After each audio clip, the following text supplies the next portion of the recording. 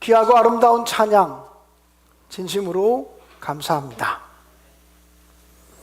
요즘 저는 지난 한 주간 동안 인간이 얼마나 추악해질 수 있는가, 이 부분에 대해서 깊이 묵상하고 또 책을 찾고 기도하고 그렇게 했습니다.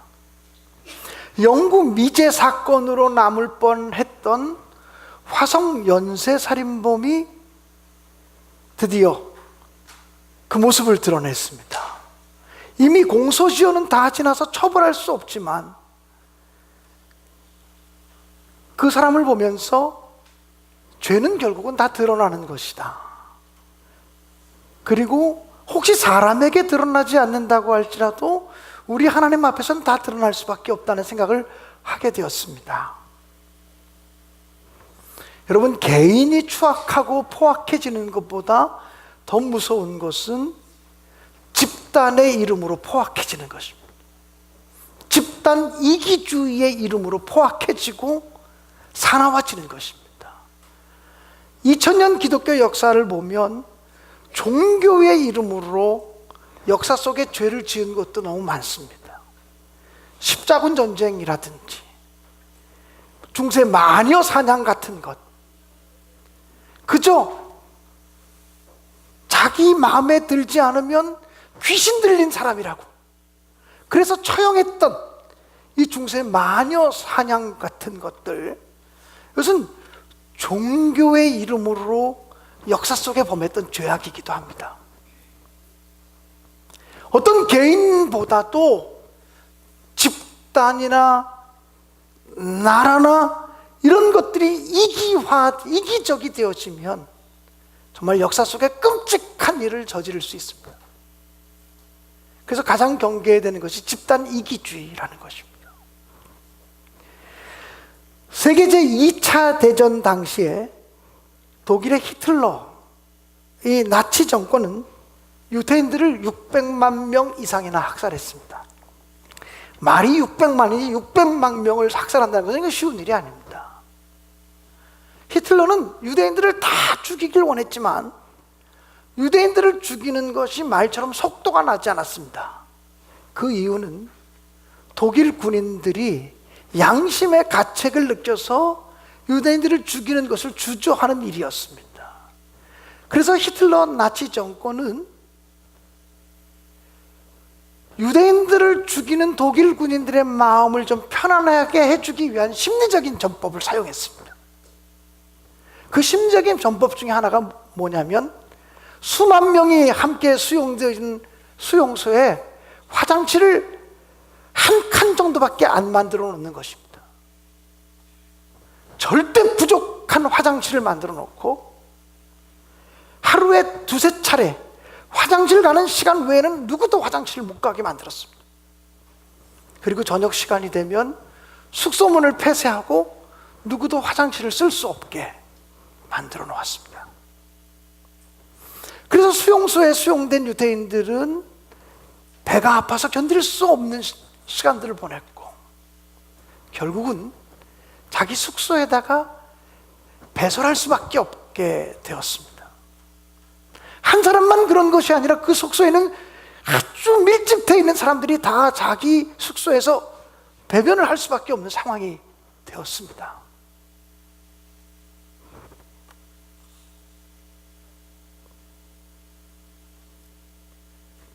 얼마 가지 않아서 수용소는 오물 냄새로 진동하게 되었고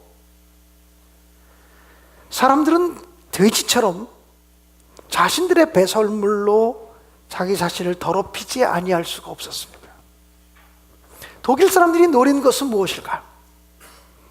그렇게 온몸에 자기 배설물을 묻히고 다른 사람의 배설물을 묻히면서 인간의 긍지가 무너지고 인간의 자존감이 무너지는 걸 원했다는 거예요.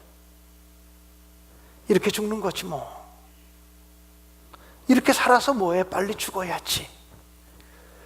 인간의 긍지가 무너지고 자존심이 무너지고 나면 그런 사람들을 죽이는 것은 가책을 느끼지 않았다는 거예요.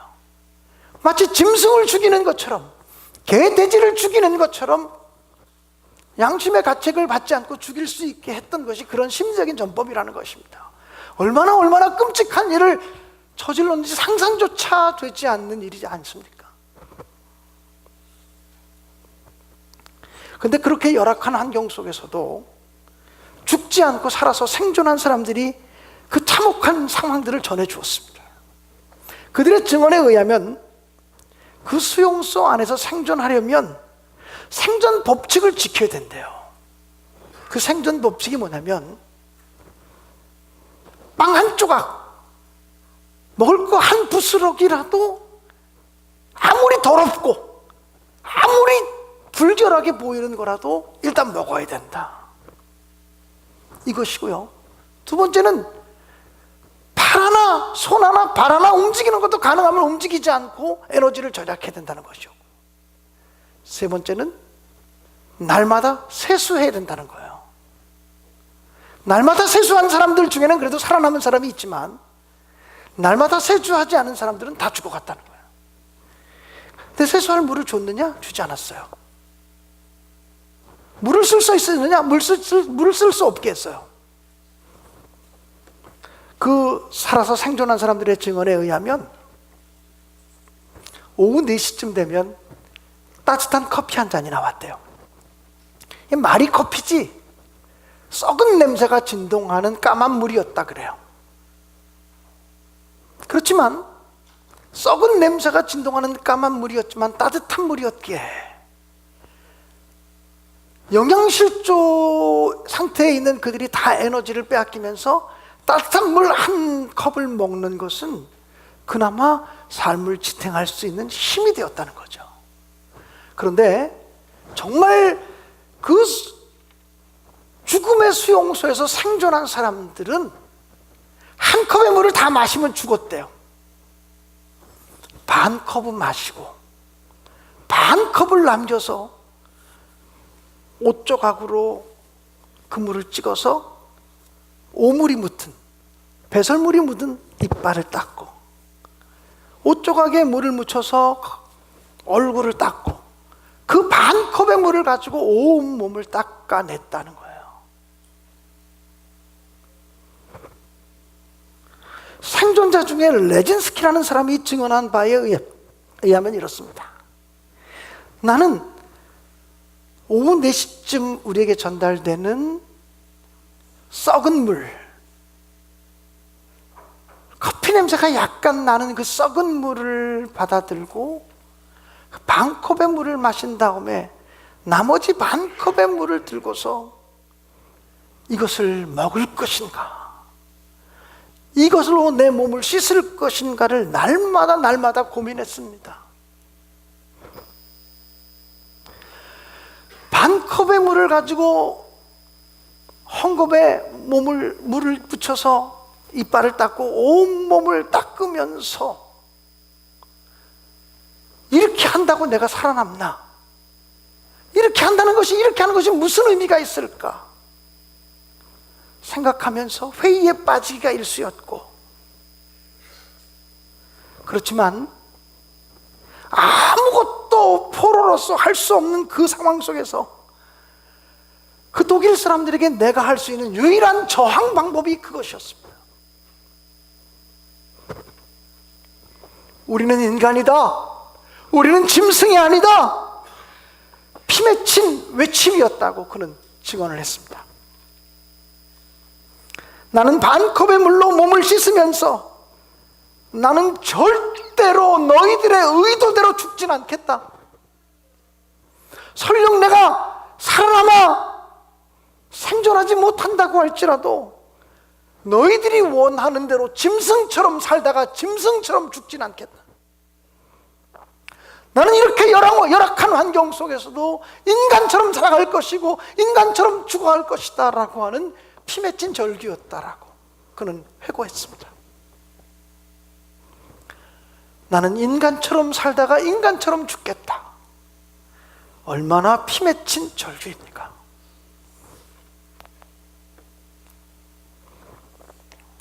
사랑하는 여러분, 설교의 서러운 부분이 너무 어두워서 너무 죄송한 마음을 가지고 설교를 시작합니다.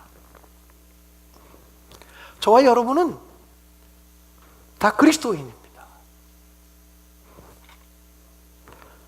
내가 오늘 죽는 한이 있어도 그리스도인답게 살다가 그리스도인답게 죽겠다, 이런 의지와 결단이 없이는 무너져 내리는 한국교회를 다시 세울 수가 없습니다. 우리가 살고 있는 이 세상은 마치 똥물로 더럽혀진 세상처럼, 각종 오염물로 더럽혀진 세상처럼 더럽고 추하기가 짝이 없습니다. 그저 세상 사람들이 살아가는 대로 다 그냥 그렇게 살아가는 거야 라고 얘기했다가는 나도 모르는 사이에 더러움과 부정한 것들이 우리에게 묻어나서 우리는 나도 모르는 사이에 죄를 지을 수밖에 없는 존재들이라는 사실입니다.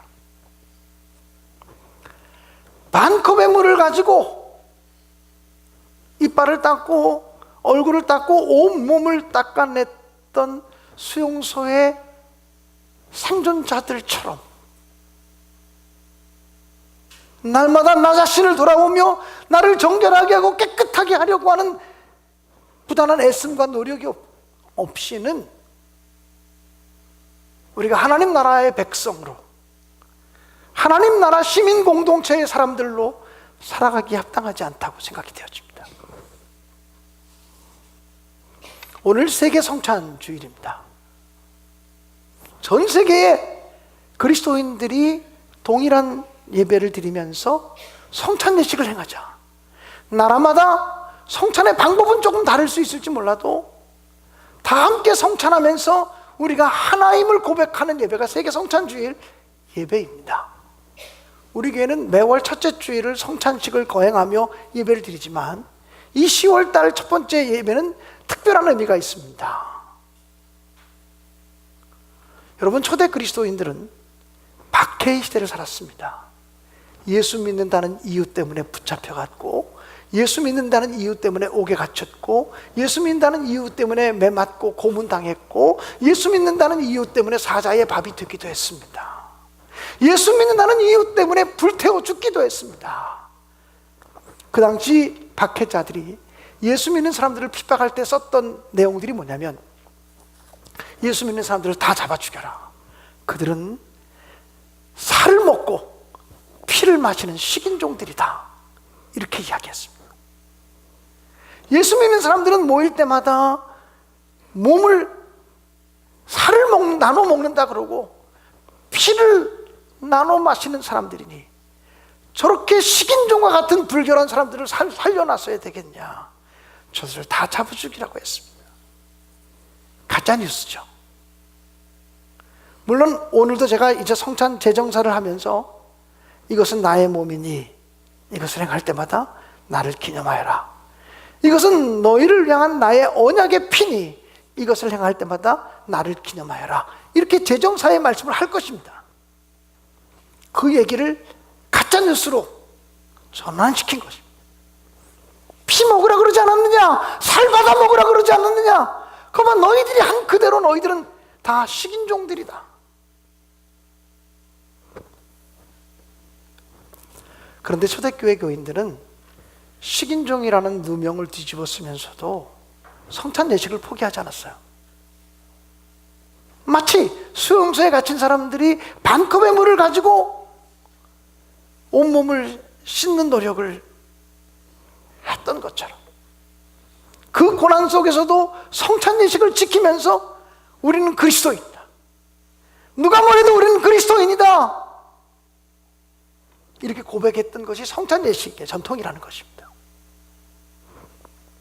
종교개혁 이후에 개신교는 성찬 예식을 상당히 축소시켰습니다.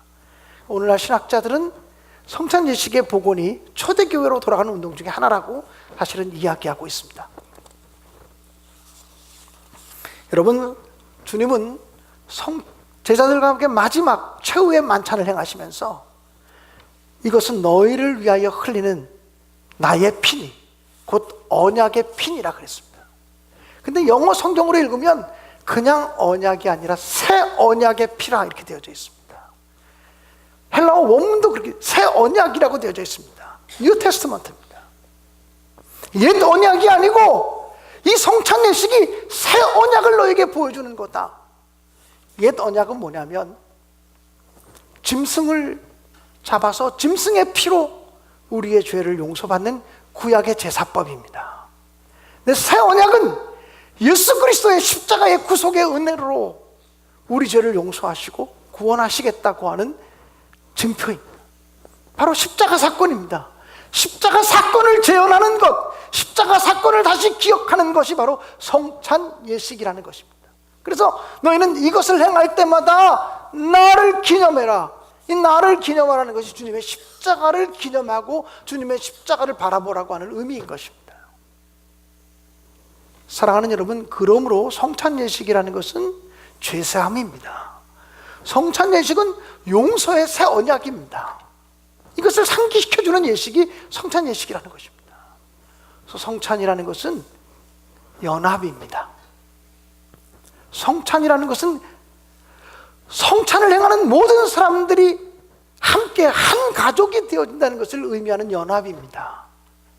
언어가 달라도, 피부 색깔이 달라도, 문화가 달라도 성부, 성자, 성령의 이름으로 성찬 예식을 행할 때 우리는 모두 한 형제요, 한 자매요, 하나로 화합되고 하나로 통일되어야 된다는 연합운동이 바로 성찬 예식의 의미입니다. 또 성찬 예식은 그리스도 예수와의 일치입니다. 우리가 성찬 예식을 할 때 주님은 떡을 나누어 주시면서 이것을 받아 먹어라, 이것은 나의 몸이다 그랬습니다. 주님의 몸에 참여하고 주님의 피에 참여함으로 주님과 하나 되는 예식, 주님과 일치를 이루는 예식이 바로 성찬이라는 것입니다. 초대교회 교인들은 그것을 알았기에 성찬 예식만은 포기하지 않았습니다. 어떤 고난이 있어도 어떤 오해를 받아도 성찬 예식을 지켜나갔다는 것입니다. 오늘 이 세계 성찬주일에 우리 성찬 예식을 행하면서 주님의 십자가를 다시 기억해내시고 주님의 죄사함 용서를 다시 기억해내시고 그리고 하나됨과 평화와 연합의 정신을 되새기는 성찬 예식이 되시기를 주님의 이름으로 간절히 축원합니다. 기도하겠습니다.